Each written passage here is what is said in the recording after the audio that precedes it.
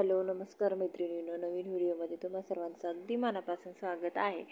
तर आजच्या व्हिडिओमध्ये ना आपण पाहणार आहोत प्रिन्सेस कट ब्लाउजचं कटिंग। तर बऱ्याच ताईंचे कमेंट्स होत्या की ताई कटिंग दाखवा। ह्याच्या अगोदर बरेच असे जुने व्हिडिओ आहेत कटिंगचे, पण तरीही सुद्धा म्हटलं चला तर इतके ताईंची रिक्वेस्ट होती, तर म्हटलं एकदा कटिंग तुम्हाला तुमच्याशी शेअर करावी। तशी आपण नेहमीच व्हिडिओ टाकतो, पण एवढ्यामध्ये डिझाईन आणि साड्याचं कलेक्शन वगैरे होतं, पण मग आता परत कटिंग वगैरे करूया चला।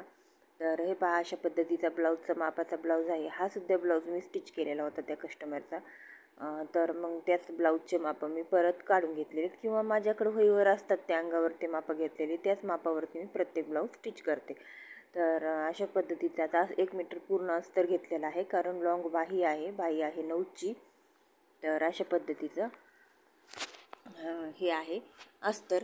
तर आता मी इथं पूर्ण उंची टाकणार आहे। पूर्ण आपल्याला रेडी उंची पाहिजे आहे 14 इंच, आणि त्यानंतर 1 इंच आपण त्यामध्ये मार्जिन ॲड करत असतो कायम। तर त्या 15 इंच उंची मी इथं टाकलेली आहे, पाहू शकता तुम्ही। आणि मग शोल्डर टाकलेला आहे 5 इंच, आणि गळा रुंदी टाकलेली आहे 2.25 इंच, आणि गळ्याची उंची टाकलेली आहे 10 इंच अशा पद्धतीने। आणि अशा पद्धतीने आपल्याला थोडंसं क्रॉसमध्ये करून गोल राऊंड डीपमध्ये गळा घ्यायचा आहे। तर त्यासाठी अशा पद्धतीने आपल्याला थोडंसं करायचं आहे। आणि आता मुंडा टाकणार आहे। मुंडा मी 6 इंच टाकणार आहे, पाहू शकता तुम्ही। आणि त्यानंतर आपल्याला थोडंसं शोल्डर वाढवायचं आहे। इथं मी शोल्डर नाही वाढवलं तुम्ही तरीही चालेल, कारण कमी शोल्डर असेल तर शोल्डरमध्ये फुगा वगैरे येत नाही, पण मी ते थोडंसं वाढवलं। तर अशा पद्धतीने। आणि 9 इंच आहे छातीचा चौथा भाग, म्हणजे 36 साईजचा हा पूर्ण ब्लाऊज आहे। तर 9 इंच छातीचा चौथा भाग, आणि त्यानंतर 2 इंच मार्जिन। आणि मुंडाच्या तिथं आकार देण्यासाठी आपल्याला 1.25 इंच वरती येऊन मग गोल आकार द्यायचा आहे, बघितलंच तुम्ही।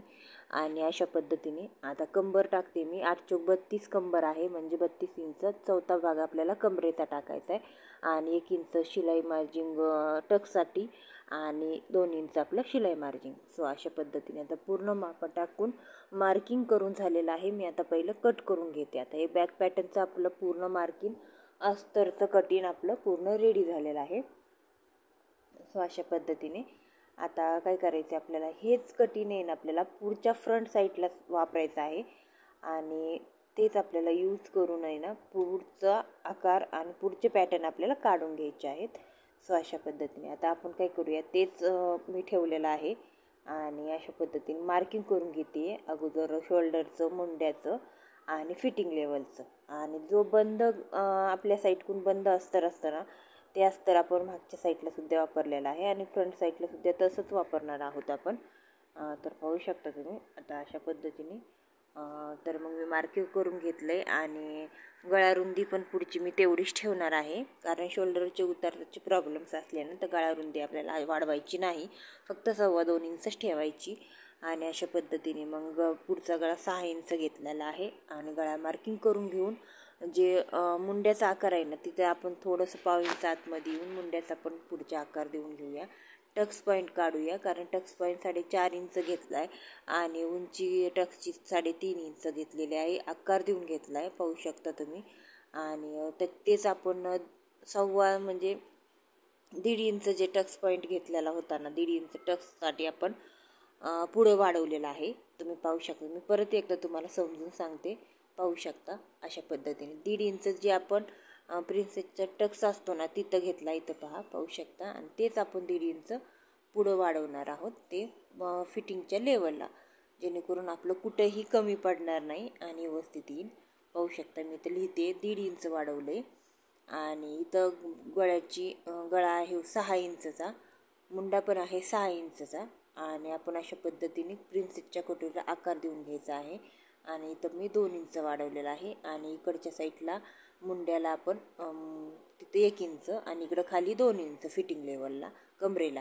कारण 2 इंच का तर अर्धा इंच आपलं प्रिन्सेसच्या कटोरीच्या टक्स पॉईंट तिथे जोडण्यात जात असतं, त्यासाठी कंपल्सरी आपल्याला अर्धा इंच एक्स्ट्रा घ्यायचं। 1.5 इंचाला 1.5 इंच, अर्धा इंच एक्स्ट्रा, अर्धा इंच इथं एक्स्ट्रा, तर अर्धा इंच जाणार आहे शिलाईमध्ये, ते अर्धा इंच, अशा पद्धतीने 1 इंच एक्स्ट्रा।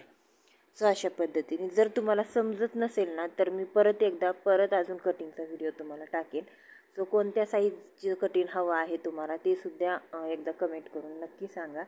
सो अशा पद्धतीने आता हे 36 साईजचं कटिंग मला करायचं होतं कस्टमरचं, म्हणून तुमच्याशी सुद्धा म्हणलं शेअर करावं, जेणेकरून बऱ्याच ताईंना मदत होईल.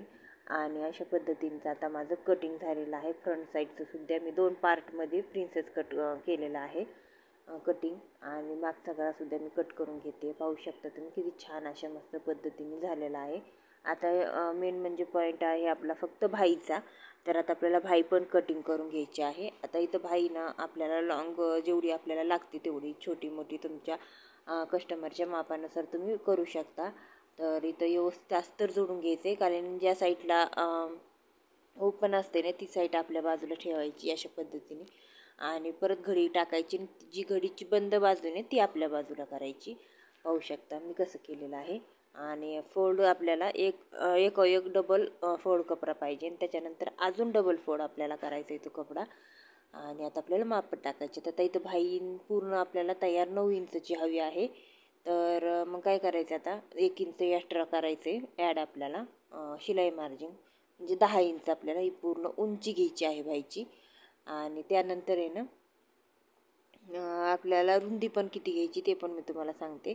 आता किती 9 चौक 36 आणि आपल्याला अर्धा इंच कंपल्सरी ॲड करायचं आहे. आणि आपल्याला रुंदी घ्यायची. आता तुम्ही पाहू शकता इथं किती घेतली, किंवा 1 इंच तुम्ही ॲड केलं तरी चालेल, कारण कमी पडलं तर आपल्याला नंतर जॉईंट द्यावं लागतं. त्यासाठी आपण जर अगोदरच जास्त घेतलं तर टेन्शन नाही. आणि शक्यतो माझी भाई मला कमी नाही पडत, जास्त होते पण कमी नाही पडत, कारण मी अर्धा 1 इंच जास्त घेतलं तर ते जास्त होतं. पण ज्यावेळेस आपण परफेक्ट घेतो ना त्यावेळेस मला बरोबर पडतं. पाहू शकता मी घडी तशी टाकली आणि 3 इंच मुंडा खोली टाकलेली आहे. आणि अशा पद्धतीने मी आकार देऊन घेते. मागचा आणि पुढचा दंडगेर पास टाकलेला आहे, 2 इंच शिलाई मार्जिन. आणि अशा पद्धतीने आकार देऊन घेते. पाहू शकता तुम्ही. आणि अशा पद्धतीने आकार देऊन घेऊन नाही ना आपल्याला परत सगळं कट करून घ्यायचं आहे भाईचं. अगोदर मागचा कट करून घ्यायचा आहे आकार, कधीच पुढचा अगोदर करायचा नाही. आणि मध्येतून कट मारायचा आहे आणि आपल्याला पूर्ण ती घडी ओपन करायची आहे अशा पद्धतीने. आणि आता ते पुढचा जो आकार आहे ना आपल्याला तो कट करून घ्यायचा आहे.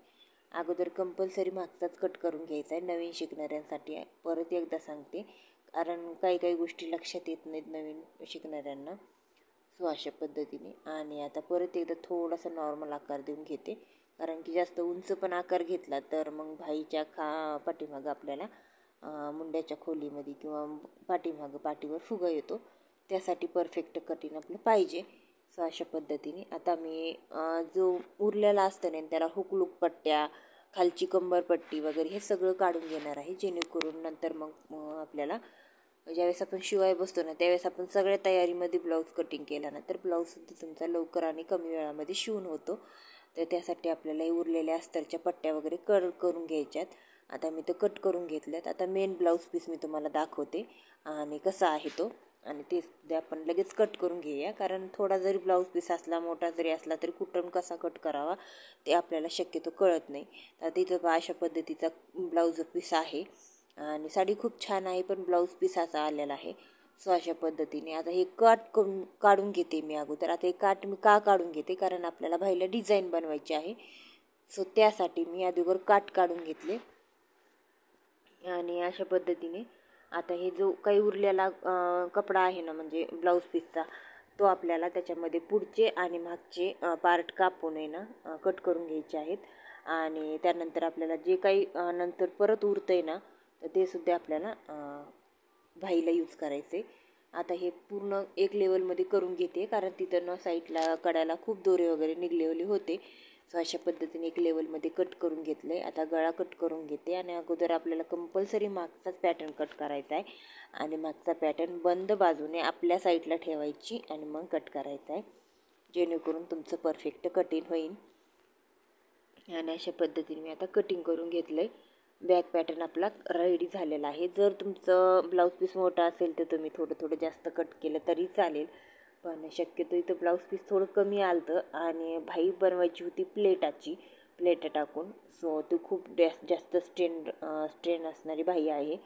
सो त्यांना खूप आवडते. जशी पहिल्या ब्लाऊजची मी बनवून दिली ती तशीच सेम तशीच बाही बनवायची आहे.